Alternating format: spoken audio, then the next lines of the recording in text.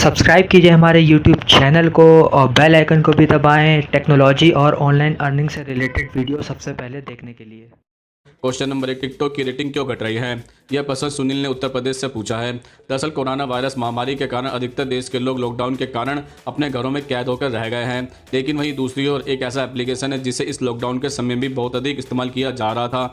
जी हाँ, हम बात कर रहे हैं 1 मिनट की वीडियो बनाने वाला चाइनीज एप्लीकेशन टिकटॉक की। जैसे कि आप सभी को मालूम है कि पहले बड़े बॉलीवुड स्टार और सेलिब्रिटी टीवी स्क्रीन और सिल्वर स्क्रीन पर लोगों का मनोरंजन करते थे, लेकिन अब लोकेशन के माध्यम से भी लोगों को एंटरटेनमेंट दिया जा रहा है।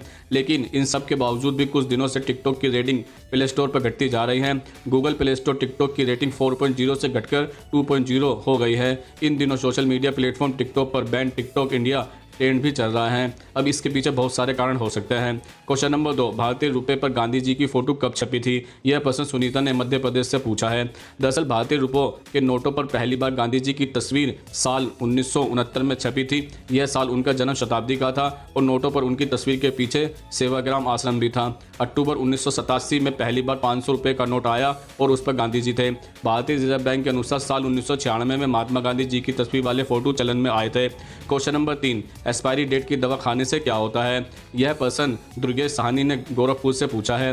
दरअसल आमतौर पर डॉक्टर मानते हैं कि एक्सपायरी डेट के बाद दवाएं न सिर्फ असरदार नहीं रह जाती बल्कि वह जहर भी बन सकती है और उसे खाने के बाद रोगी की जान भी जा सकती है। क्वेश्चन नंबर 4, क्या हनुमान जी आज भी जिंदा है? यह प्रश्न उत्कर्ष शर्मा ने उत्तर प्रदेश से पूछा है।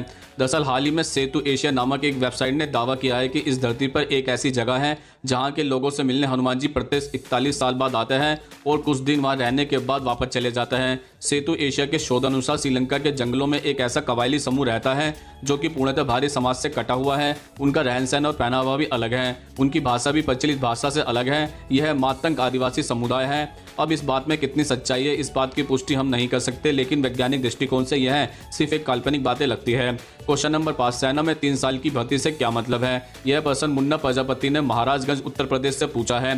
दरअसल भारतीय सेना एक ऐसे प्रपोजल पर काम कर रही है जिसके मुताबिक आम युवा लोग 3 साल के लिए आर्मी में शामिल हो सकते हैं। इस योजना को टूर ऑफ ड्यूटी का नाम भी दिया गया है। टूर ऑफ ड्यूटी मॉडल पहले से चले आ रहे शॉर्ट सर्विस कमीशन जैसा होगा, जिसके तहत वह युवाओं को 10 से 14 साल के आरंभिक कार्यकाल के लिए भर्ती करती थी। क्वेश्चन नंबर 6, टैबलेट और कैप्सूल में क्या अंतर होता है? यह प्रश्न जसवीर सिंह ने हरियाणा से पूछा है।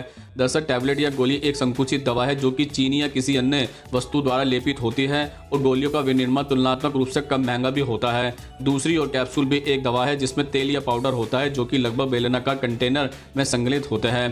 क्वेश्चन नंबर 7, दूध प्रेशर कुकर में क्यों नहीं उबालते हैं? यह प्रश्न साहिल ने बिहार से पूछा है।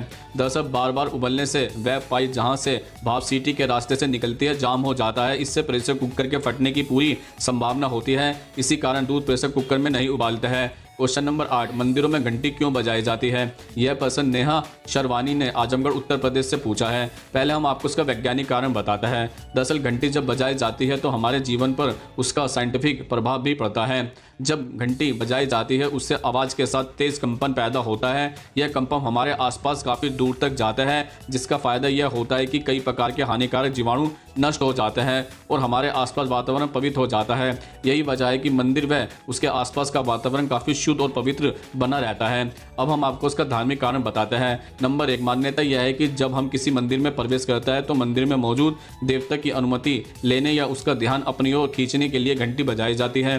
नंबर 2, यह भी कहा जाता है कि कई बार मंदिर के देवता सुप्तावस्था में होता है, ऐसे में घंटी बजाकर पहले उन्हें जगाना चाहिए फिर पूजा करनी चाहिए। नंबर 3, देवताओं की प्रशंसा के लिए भी घंटी बजाई जाती है। कहा जाता है कि देवताओं को घंटा, शंख, घड़ियाल आदि की आवाज़ काफ़ी पसंद होती है। क्वेश्चन नंबर 9, बिजली 110, 220, 440 वोल्ट में ही क्यों होती है? यह प्रश्न राजकुमार ने पूछा है। दरअसल 1882 में एडिसन ने पहली बार बड़े पैमाने पर बिजली का वितरण किया था। यह बिजली 160 वोल्ट डीसी पर की गई थी और मुख्यतः यह बिजली के बल्ब जलाने के काम में आती थी, किंतु इससे ज़्यादा दूर तक नहीं भेज सकते थे। वजह थी दूरी से वोल्टेज ड्रॉप का आना। इस वजह से 1880 के बाद अमेरिका में 110 वोल्ट एसी सप्लाई का विकास होने लगा, क्योंकि एसी सप्लाई को दूर तक भेजा जा सकता था। जब एसी सप्लाई सिस्टम का विकास हो गया था और 1880 और 1890 के दशक में तब बर्लिन की एक कंपनी ने 110 वोल्ट की जगह 230 वोल्ट पर बिजली सप्लाई शुरू कर दी थी। यही स्कीम पूरे यूरोप में प्रचलित हो गई। यूरोप से ही यह अफ्रीका, भारत और बाकी अन्य देशों में भी प्रचलित हुई और 110, 220, 230, 440 वोल्ट बिजली की इकाई होती है। तो दोस्तों, आज हमने आपके द्वारा पूछे जाने वाले प्रश्नों का उत्तर देने की पूरी कोशिश की है। अगर आप भी हमसे कोई प्रश्न पूछना चाहता है तो कमेंट्स बॉक्स में लिखकर पूछ सकते हैं, हम उसका जवाब देने की पूरी कोशिश करेंगे। अगर ये वीडियो आपको पसंद आई हो तो इसको लाइक करें, कमेंट्स करें, ज़्यादा से ज़्यादा शेयर करें और हमारे चैनल को सब्सक्राइब जरूर करें। नमस्कार दोस्तों।